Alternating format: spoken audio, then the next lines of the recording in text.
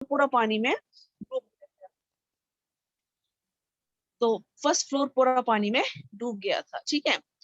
तो आप जो अगर अपने इर्द गिर्द देखोगे कि कितनी तरीके से लैंड और वाटर हमारे इर्द गिर्द है, हम जो है बहुत सारे तरीके देखते हैं कि हमारे लैंड का कैसे इस्तेमाल होता है और हमारे पानी का कैसे होता है। कहते हैं कि जब मकान बनाने के टाइम जो होता है, हमें एक जो है बहुत सारा पानी वेस्ट हो जाता है। हमें जो है एक फर्टाइल लैंड होता है जो इजिली जहाँ पे मकान बन, जैसे मैंने कल भी बोला, जितना ज्यादा सॉफ्ट लैंड होगा, अच्छा लैंड होगा, उतना मकान वगैरह कंस्ट्रक्शन करने में बहुत आसानी होगी, ठीक है। बहुत इजीली हम कंस्ट्रक्ट कर सकते हैं मकान वगैरह। जितना खुरदरा लैंड होगा उसको पहले फर्टाइल बनाना है उस लैंड को, ठीक है। उसको मतलब फर्टाइल भी छोड़ अगर नहीं बनेगा तो उसको अनइवन होगा, उसको इवन लैंड बनाना है। उसमें पत्थर वगैरह निकालने हैं, फिर उसको अच्छे से बनाना है, फिर उसके ऊपर बना सकते। खुरदरी चीज पे कुछ चीज नहीं बनती है, ठीक है।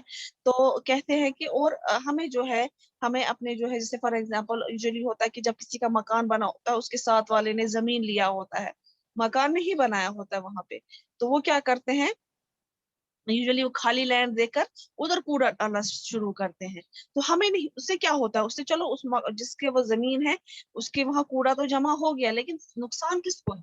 नुकसान आसपास के लोगों को है जिन्होंने उसमें कूड़ा डाला, क्योंकि उसी से जो है बहुत सारी बीमारियां आ जाती हैं। ये तो आप लोगों को पता ही होगा, मच्छर मक्खियां आती हैं, मलेरिया वगैरह हो जाता है, ठीक है। तो इसीलिए हमें जो है अपनी सराउंडिंग्स को क्लीन रखना चाहिए, हमें इतना केयरलेस नहीं बनना चाहिए। हाँ, ये जो है नेचर जो है, कुदरत जो है, ये अल्लाह ताला ने हमें एक गिफ्ट अता की है। हमें इस कुदरत का, नेचर का ख्याल रखना चाहिए। मतलब उससे क्या आता है, डिफोरेस्टेशन नहीं करनी चाहिए, ओवर यूज ऑफ रिसोर्सेज नहीं करने हैं, हमें रिसोर्स भी लिमिटेड यूज करने हैं, ताकि हम अपने फ्यूचर के लिए ये सारा बचा सके, हम अपने एनवायरनमेंट को क्लीन कर सके। आप देखो, अभी हम बात करें टेम्परेचर की, तो हमारे यहाँ कितना टेम्परेचर राइज होता है, बहुत ज्यादा। इतना तो कश्मीर में गर्मी नहीं हुआ करती थी, वो किससे होगी? डिफोरेस्टेशन से, ओवर यूज ऑफ लैंड। जो हमने लैंड लेते हैं, खरीदते हैं, फिर हम उसमें मकान बनाते हैं, तो फैमिलीज 3 4 होती है, मतलब एक साथ पहले जमाने में रहा करती थी, फिर अब अलग अलग रह रही है, तो सारे रिसोर्सेज जो है बहुत ज्यादा यूज होते हैं, इंक्लूडिंग वाटर। तो उसके बाद ये हमारी ड्यूटी है, ताकि हम धरती को एक अच्छी जगह बन, धरती मतलब अर्थ को हम अच्छी जगह बना सके, तो ताकि वो आगे वाली जो जनरेशंस आने वाली हो, उनको भी जो अच्छा एनवायरनमेंट मिले, क्लीन एनवायरनमेंट मिले। अब बॉक्स में देखिए क्या लिखा है। ये वाला,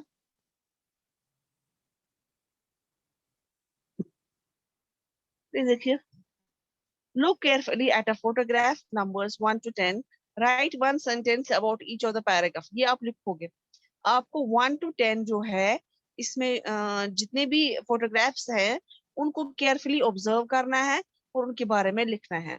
name the landform feature shown in the photograph. अब इसकी फीचर्स, लैंडफॉर्म फीचर्स, कौन से प्लेन्स हैं, कौन से माउंटेन्स है, कौन से अनइवन है, कौन से डेजर्ट्स वगैरह, जो भी आप ऑब्जर्व कर रहे हो उसको वो आप लिखोगे। तो अब जो है मेन काम जो है लैंड का क्या है, वो भी क्वेश्चन नंबर 3 है। What activities do you see in photograph? आप फोटोग्राफ में क्या एक्टिविटीज देख रहे हो? देखिए यहाँ पे ये जो है, ये देखिए बाकी एक्टिव, ये जो ये हमारे पिक्चर्स हैं, जो मैं जूम कर रही हूँ, 1 मिनट, नीचे वाले जिसमें मैंने डॉट्स वगैरह डाली हुई हैं, ये वाली पिक्चर्स, ठीक है। तो हम जो है, हमने इसमें अब कैसा है कि अब यहाँ पे है डू यू नो, क्या है डू यू नो, आप देखते हैं ये क्या बोलता है, डू यू नो, ये वाला स्वच्छ भारत मिशन। मैं इसको थोड़ा ये करती हूँ, Swachh Bharat mission, healthy mind lives in a healthy body. Swachh Bharat mission जो मोदी ने जो कुछ कुछ बनाए हैं, स्वच्छ भारत मिशन होता है अपने कंट्री को साफ रखो, ठीक है।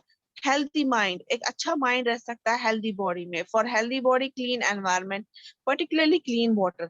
आपको एक जो है हेल्दी बॉडी के लिए अपना एनवायरनमेंट क्लीन करना है, ताकि खास तौर पे आपको अपना पानी साफ रखना है। एयर एंड हाइजीनिक सराउंडिंग्स, जो मैंने अभी आपको एग्जांपल दी, पड़ोसी की जो खाली लैंड है, और बाकी सारी चीजें, प्री रिक्वेस्ट विजिटर्स।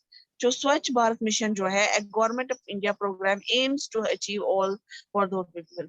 तो गवर्नमेंट ऑफ इंडिया ने ये जो रखा है, ये अपने लोगों के लिए रखा है, ताकि वो सब ये अचीव कर सके। इसीलिए आप अपने कंट्री को साफ रखो। आप कंट्री को साफ, तो आप अकेले जाके झाड़ू तो नहीं लगा सकते कंट्री को। मेन ये है कि आपको अपनी सराउंडिंग्स पहले साफ रखनी, कि हर कोई अपनी सराउंडिंग साफ रखेगा तो ऑटोमेटिकली जो है अपना लैंड जो है उनको क्लीन हो जाएगा। ठीक है, लैंड मतलब कि अपना सराउंडिंग्स क्लीन रहेंगे, जिसमें से बीमारियां वगैरह नहीं होगी। तो जो हम कह सकते हैं हमारी कंट्री जो है वो तरक्की की राह पे चलेगी। ठीक है, तो हमने ये वाला चैप्टर कंप्लीट किया जो मैंने पढ़ाया था, major land forms of the earth. तो इसमें आप ये डायग्राम भी देखिए, कितने अच्छे से इस पे एक्सप्लेन करके है, ये देखिए। तो इसमें प्लेन्स, ट्रिब्यूटरीज, इसको थोड़ा जूम करते हैं, देखिए, माउंटेन्स, प्लेट्यू, सब एक्सप्लेन करके, मतलब पिक्चर में ऐसे दिखाया ताकि आप लोग अच्छे समझ आओ। माउंटेन, प्लेट्यू, माउंटेन रेंज, ये बेसिन है यहाँ पे, ये प्लेन है, ये ट्राइब्यूटरीज है, ये रेड से रेड जिसको मार रहे हैं। ये रिवर है, ये लेक्स है, ये डिस्ट्रिक्ट, क्या लिखा है इधर, क्लियर नहीं आ रहा है, क्लियर नहीं आ रहा है। पेनिसुला, माउथ ऑफ रिवर, यहाँ पे ये माउथ ऑफ रिवर, कोस्ट। तो अगर आप डायग्राम से भी देखोगे ना, आपको डायग्राम से भी अच्छे से समझ आएगा कि क्या मैं बता रही थी। ठीक है,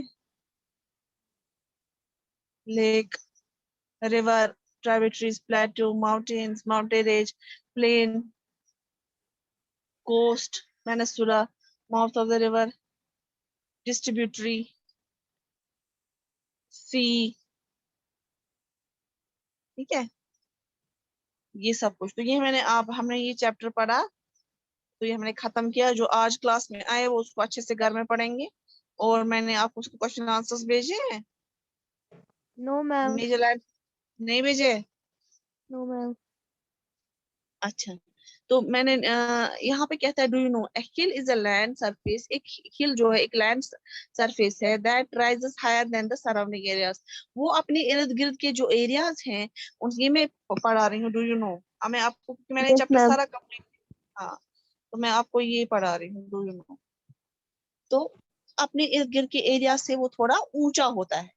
generally steep hill with an elevation, इसमें स्टीप हिल होता है, इसमें एलिवेशन के मैंने कल भी कहा था, ऊंचाई होती है, ऊपर की तरफ होता है वो। 600 मीटर्स इस माउंटेन, उसको माउंटेन बोलते हैं। अब हिल और माउंटेन में समझ आया। Name some mountains with the height of more, अब आपको कुछ माउंटेन्स बोलने हैं जिनकी हाइट है मोर देन 8000 मीटर्स। ठीक है, उसके बाद लेट्स डू, अब दूसरा, making of mountains. Are you all you require is a pile of paper. आपको एक पाइल पता है, आपको जो है ढेर बनाने हैं पेपर्स के। Put a paper on your table, रखा पेपर टेबल पे। Push the paper from both sides, ये मैं पढ़ा रही हूँ। आप बहुत कुछ सोए हो ना आप, ये देखिए। All of you require a pile of paper, put the papers on your table, push the paper from both sides of your hand, the sheet will be folded and rise into peak. You have to make a आपने एक mountain बना लिया। ठीक है, in the same process our mountains and the Alps were formed. इसी तरह हमारे mountains और Alps, देखिए जैसे इस लड़की यहाँ बना रही है, आपको दिख रहा है। Yes ma'am. ये नेक्स्ट स्लाइड शेयर करती हूँ, ताकि मैं आपको थोड़ा एक क्विक रिवाइज कर रही हूँ। चैप्टर का ये खत्म हो गया, उसके बाद मैं आपको 5 मिनट दूंगी कि आपको मैं क्वेश्चन आंसर्स भेजूंगी, ताकि आप इसको कॉपी कर सको। ये देखिए, इधर इधर क्लियर है ऐसे। ठीक है, यस मैम। बना रही है, हाँ। फिर मैंने आपको माउंटेन्स पढ़ाया था, माउंटेन्स के मैं ग्लेशियर्स कैसे बनते हैं वो भी पढ़ाया था मैंने। ग्लेशियर्स क्या होते हैं, जैसे यहाँ पे दिखाया डायग्राम में। ठीक है, ये इजिली नहीं पिघलते हैं, इनका टेम्परेचर बहुत ज्यादा लो है। As you go higher, you will the oxygen will be less वहां पे ऑक्सीजन कम होता है and the temperature will decrease, temperature decrease होता है जितना आप, मैंने आपको कहा था कि जब माउंट समिट होता है कोई ऊंचा सब कुछ पहाड़, जब समिट पे जाते हैं ना, माउंट एवरेस्ट पे वगैरह पे जाते हैं, K2 वगैरह पे जब कोई ट्रैकर जाता है, तो वो उसको ऑक्सीजन सिलेंडर साथ होता है, उसके कपड़े पहने हुए होते हैं ताकि वो ठंड से बच सके, क्योंकि इतनी ऊंचाई पे ठंड बहुत ज्यादा होती है, क्योंकि ग्लेशियर्स बने हुए थे, बर्फ जो गिरती है ना वो वहां पे जमी हुई होती है, वो ऐसे नहीं है कि जैसे हमारे यहाँ बर्फ गिरती है पिघल जाती है, वो कभी नहीं पिघलती है। हाँ, सिर्फ समर्स में जब धूप पड़ती है तब वो थोड़ा थोड़ा जो है पिघल के नीचे जो ice in the form of rivers में आ जाती है, झरनों में, स्प्रिंग्स वगैरह में आ जाती है, वाटरफॉल में आ जाती है। ठीक है। मैम सोनमर्ग में भी है ना ग्लेशियर? हाँ है ना, और क्या, थाजवास को बोलते हैं, यस मैम। उधर है। तो हमें जो है यहाँ पे फ्रेश वाटर हमेशा मिलता है, जब हम मतलब इन्हीं माउंटेन से जो पानी निकलता है फ्रेश वाटर होता है। ठीक है। उसके बाद जो है यहाँ पे 3 टाइप के माउंटेन्स हैं, fold mountains, block mountains and volcanic mountains. ये मैंने आपको बोला था, फोल्ड माउंटेन्स क्या होते हैं, ब्लॉक माउंटेन्स होते हैं, वॉल्केनिक मैंने अभी भी आपको समझा। और यहाँ पे do you no Mauna Kea Hawaii is the Pacific, in the Pacific Ocean is an under sea mountain. देखा, अंडर सी, देखो कितनी नॉलेज की बात है ये।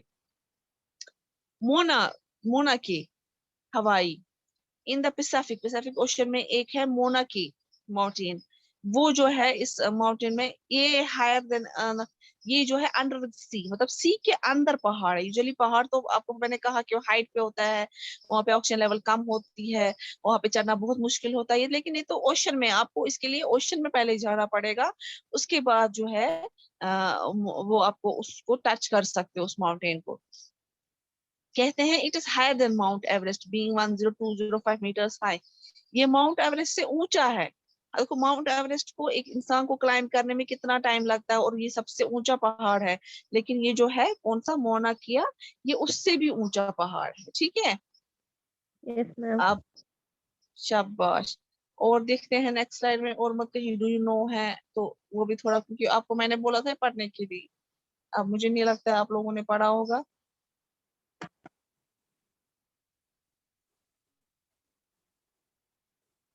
ये वही है माउंटेन है। उसके बाद मैंने कल प्लेटू पढ़ाए थे, प्लेन्स वगैरह पढ़ाए थे, fold mountains, block mountains, volcanic mountains. Block mountains मैंने दिखाए थे, ये ऐसे बनते जो इधर ये पिक्चर में दिखाए हैं, ये देखिए, ग्लेशियर्स बनते हैं, फ्लोरा फोना, ठीक है, प्लेट्यूज वगैरह। ठीक है। तो आज हमने जो आज का जो है, उसके बाद लास्ट, इसके बाद वाली स्लाइड ये थी। इसमें मैंने आपको कहा कि ये पिक्चर्स था, इसमें जो स्वच्छ भारत का भी मैंने आपको पढ़ाया, स्वच्छ भारत अभियान, ये तो आप सबको पता है कि स्वच्छ भारत क्या है। उसके बाद ये जो यस मैम। पिक्चर्स हैं यहाँ पे, ये बेटा ये पिक्चर्स हैं, ये आपको अच्छे से पढ़नी है, और इसके बारे में आपको ऑब्जर्व करके लिखना है। कल मैं आपको कुछ, और कल मैं आपकी नोटबुक्स भी चेक करूंगी जितनी आपने काम अभी तक की है। ठीक है। Yes ma'am. किसी को कोई क्वेश्चन है? किसी को कोई क्वेश्चन है? No ma'am. 7th क्लास में रिस्पॉन्ड ही नहीं करता मदीहा के बगैर कोई, वाकई जैसे दीवारों को पढ़ा रहे होते हैं। एक यस भी मैम। स्टूडेंट, कौन था ये?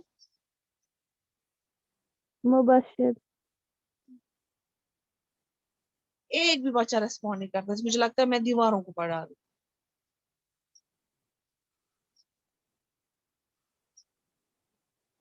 चलिए, मैं आपको अभी काम भेजूंगी, ये 5 मिनट में आपको इसी को यूटिलाइज कर रही हूँ। मैं अभी काम भेजूंगी, वो कॉपी करना है। ठीक है। Okay ma'am. और ये काम ओके जो मैंने मैम। रखा होमवर्क, अल्लाह हाफिज क्लास।